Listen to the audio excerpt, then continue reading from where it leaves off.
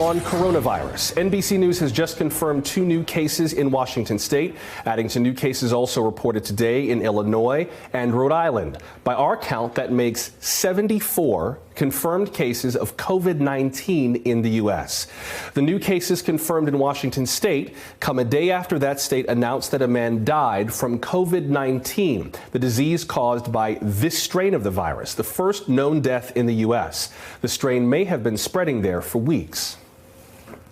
What we're seeing is the tip of the iceberg. So we're seeing the most critically ill individuals.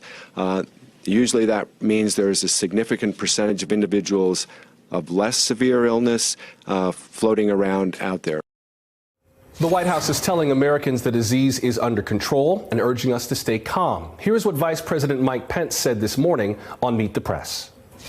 The encouraging news is that of the now 22 Americans, including the man who sadly lost his life, the majority of them are recovering well. We have this man's family in our hearts, and we'll keep all of those that are dealing with and working to recover in our prayers.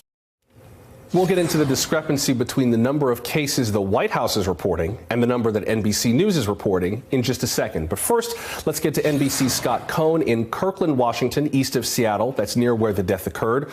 Also, NBC's Kelly O'Donnell is at the White House. Scott, let's start with you and these new cases we're hearing about in the state. Sure, Joshua. And you mentioned 74 cases, according to NBC News' tally.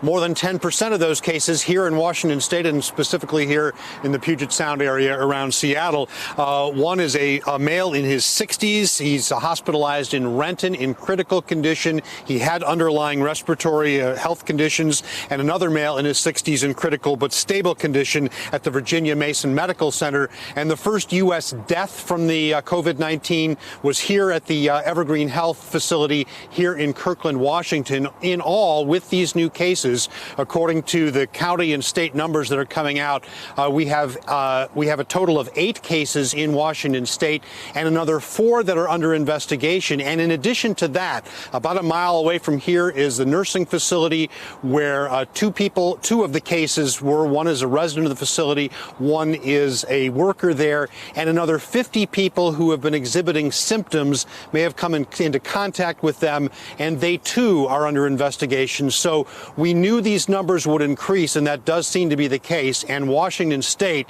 has become a real hot spot as this virus continues to spread. Joshua? Hey there, I'm Chris Hayes from MSNBC. Thanks for watching MSNBC on YouTube. If you want to keep up to date with the videos we're putting out, you can click subscribe just below me, or click over on this list to see lots of other great videos.